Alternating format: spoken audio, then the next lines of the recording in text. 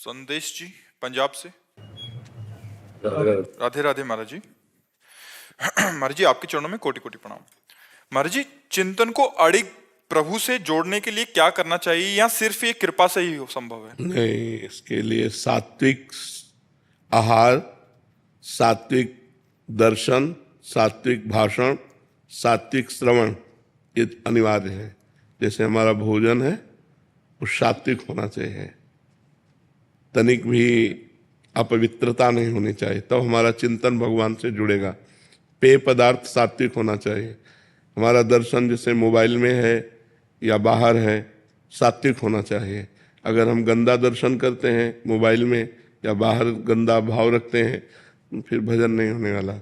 हमारा खान पान सही होना चाहिए, हमारा देखना सही होना चाहिए, हमारा सुनना सही होना चाहिए, हमारा बोलना सही होना चाहिए। इनका भजन में बहुत योगदान है। देखो हम पर कृपा तो हो चुकी है, अगर कृपा न होती तो मनुष्य शरीर न मिलता, मनुष्य शरीर मिलकर के हमको साधु संग न मिलता।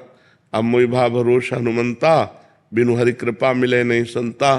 तो संतों के संग में बैठे तो इसका मतलब आप कृपा पात्र तो भगवान के हो। अब आपको प्रयास करना पड़ेगा कि आपका खान पान जो भी है वो बहुत पवित्र होना चाहिए, भगवान को अर्पित किया हुआ पवित्र भोजन, पवित्र विचार, पवित्र दर्शन, और कोशिश करें पवित्र लोगों का संग। अब जैसे गंदे विचार वाले लोग हैं, गंदे आचरण करते हैं, उनका संग करेंगे तो उनके जो परमाणु हैं वो हमको बलात् गंदगी की सोचने के लिए विवश करेंगे।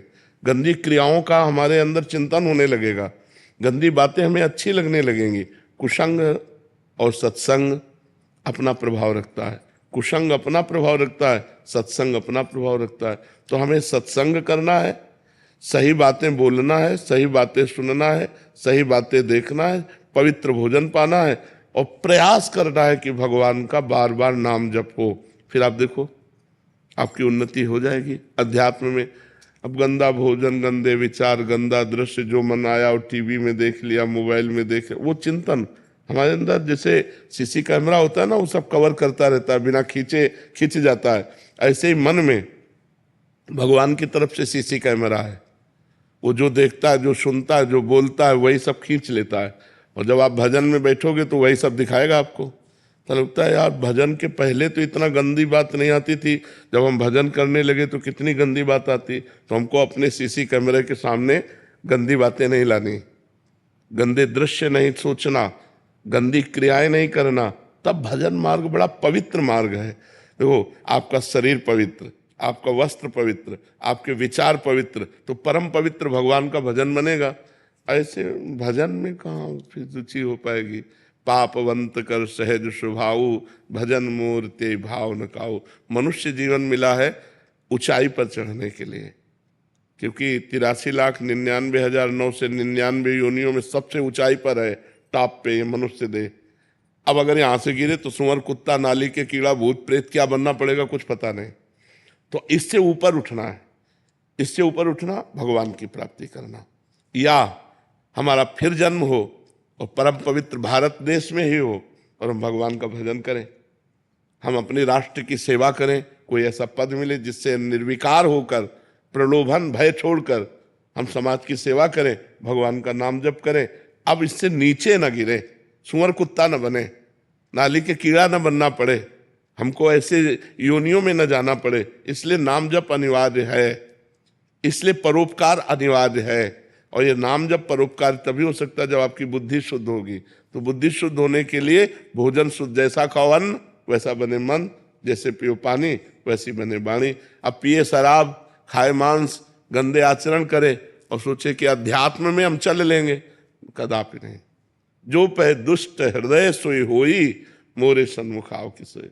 यदि वो दुष्ट हृदय है वो भगवान के मार्ग में नहीं चल सकता। भोगेश्वर प्रसक्ता नाम तया प्रहत चेतसाम, व्यवसायत्मिका बुद्धि समाधो न विधीयते। जो भोग हुई नाना प्रकार के पदार्थों के ही भोग और संग्रह में लगा हुआ है, वो कभी भगवत प्राप्ति करना ऐसा सोच भी नहीं सकता। भगवान कह रहे हैं तो हमें मनुष्य जीवन मिला है तो हम पवित्र आहार करें, पवित्र आचरण करें और परम पवित्र भगवान का चिंतन करें। महाराज जी पर पशु की योनि जो होती है वो दंडित के मतलब वो भी योनि जो होती केवल कर्म भोग है, नवीन कर्म नहीं कर सकते आप।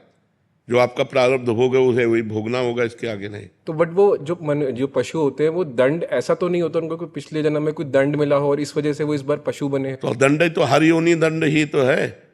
केवल एक मनुष्य योनि है जिसमें आपको छूट है, जो चाव कर सकते हो, जो चाव कर सकते हो। आप देवता बन सकते हो, आप नारायण का भजन करके नारायण में तन्मय हो सकते हो, आप राम जी का भजन करके राम जी में तन्मय हो सकते हो, जो चाहो। हर पशु पक्षी जो 83,99,999 योनियां है वो कुछ नहीं कर सकते, केवल अपना भोग भोग सकते हैं कर्म का। जो हमने मनुष्य जन्म, हमारे कोई पहला मनुष्य जन्म थोड़ी है, असंख्यों बार हो गए। जो कर्म किए वो भोगना पड़ेगा। फिर भगवान ने अब चांस दिया कि मिटा लो साले कर्मों को, भजन करके परोपकार करके अपने अशुभ कर्मों को मिटा दो। तो हम भूल गए, फिर यहाँ आ गए, वही लड़का बच्चा, पढ़ाई लिखाई, रुपया पैसा, खान पान, मौज मस्ती, फिर मर गए, फिर वही सुअर कुत्ता बने जाकर के, फिर नाना प्रकार की भोग योनियां। पर महाराज जी जैसे देखा है कई बार लोग अत्याचार करते हैं पशु पे, वो कहते हैं कि क्योंकि ये इनको हाथ लगाना पाप है, तो क्या ये सोच समाज की? नहीं, पशु को हाथ लगाना पाप नहीं, ऐसा नहीं है कभी कहीं किसी शास्त्र में ऐसा नहीं लिखा। बर्ताव व्यवहार मर्यादा के अनुसार करना। हम कह रहे हैं पशुओं के साथ व्यवहार करो, प्रिय व्यवहार करो, मित्रवत व्यवहार करो, लेकिन एक सीमा तक करो। देखो अलग अलग मर्यादा, जैसे हम गौ के मूत्र का अपने हिंदू लोग पवित्र मानते हैं, गाय के गोबर को लीपते हैं, लेकिन कुत्ते के गोबर को तो नहीं लीप सकते। हर पशु की एक अपनी मर्यादा है, हम उस मर्यादा से चलें। जो हमारी गाय के प्रति श्रद्धा है वही हम खान पान के सब जीवों के प्रति रखें, लेकिन बर्ताव अलग अलग है, बर्ताव में भेद है। तो हमें लगता है कि पशुओं से प्यार करे पर मर्यादा के अनुसार करे, प्यार जरूर करे। ये आज पशुओं से प्यारहीन तो नष्ट हो गया है, तभी बकरा मुर्गा गाय भैंस लोग काट काट के खा रहे हैं। ये राक्षसीपन है, बड़ी दुर्गति होगी ऐसे लोगों की। तो काल भगवान अपना कभी नाम नहीं घोषित करते। बोले क्या हुआ, बोले दिल फेल हो गया, क्या हुआ एक्सीडेंट हो गया, क्या हुआ उसने मार दिया। कभी काल को कोई नहीं कहता, वो काल मिटिया मेट करता रहता सबको। इसलिए सबको सुख दो, धर्म के अनुसार सुख दो, खूब नाम जप करो, जीवन आनंद में व्यतीत करो। मनुष्य जीवन आनंद में व्यतीत करने के लिए शोक चिंता भय ये सब क्या है? तो हमारी बुद्धि निर्णायक सही हो जाए, इसलिए हमें नाम जप अनिवार्य है, पवित्र भोजन अनिवार्य है, पवित्र आचरण अनिवार्य है। इसके बिना भजन नहीं हो सकता, और भजन के बिना जीवन पशुवत है, पशुवत। क्या हमारा समाज हो रहा है, जिन बच्चों का पोषण होना चाहिए उन बच्चों का शोषण हो रहा है। तो ये बुद्धि भ्रष्ट, बिना अध्यात्म के बुद्धि भ्रष्ट हो जाती है। अब शराब पी के आए, अब घर में जो मना सो तांडव कर रहे हैं। अरे अगर उसी शराब पीने वाले पैसे से थोड़ा अंगूर सेव मीठा लेके घर आते तो कितना अच्छा लगता। 1,000 रुपए के मीठा फल लेके घर वालों को देते तो वो एक सुख का अनुभव करते। तो आज जो हमारी बुद्धि वो भ्रष्ट होती चली जा रही। पर हम तो धन्य मानते हैं कि अभी कलयुग इतना नहीं बढ़ा कि कोई संतों की बात न सुने। सुन रहे हैं लोग, नहीं तो ऐसा संसार भ्रष्टता की तरफ चला जा रहा है कि ये सब बातें गप मानी जाती है। क्लब अच्छा माना जाता है, शराब अच्छी मानी जाती है, गंदे आचरण अच्छे माने जाते हैं।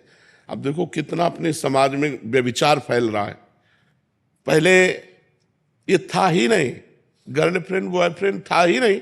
अरे हमारे समय में नहीं था, स्कूल पीरियड में ये थोड़ी सब कुछ था, गंदी बातें ही नहीं थी। सब 16-17 साल के बच्चे खेल। वही बात मैं कहना चाहूँ, मैं एक एथलेटिक्स का कोच हूँ और छोटे छोटे बच्चे जो ट्रेनिंग करने आते हैं और उनको अगर ये बातें समझाई जाती है तो वो खुद कहते हैं कि हम तो सर मेच्योर हो चुके हैं। वो 13-13 साल की लड़कियों को अगर ये चीजें हम समझावें कि इन चीजों से दूर रहो, तो वो कहती है सर हम तो मेच्योर हो चुके हैं। मेच्योर मतलब हम इसके योग्य हो चुके हैं, हम समझदार ज्यादा हो चुके हैं, माने कि उनका मतलब ये है। तो समझदारी का मतलब अपना नाश करना। देख लो बुद्धि कैसे।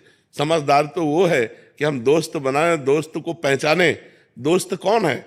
जो हमारे जीवन को उन्नति की तरफ पहुंचाए, जो हमारे जीवन को पतन की तरफ ले जाए, उसे दोस्त नहीं कहते।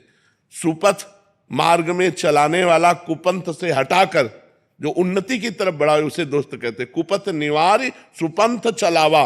और यहाँ कुमार्ग हमारे दोस्त हो तो ये खाओ नहीं, हमारी तुम्हारी दोस्ती नहीं।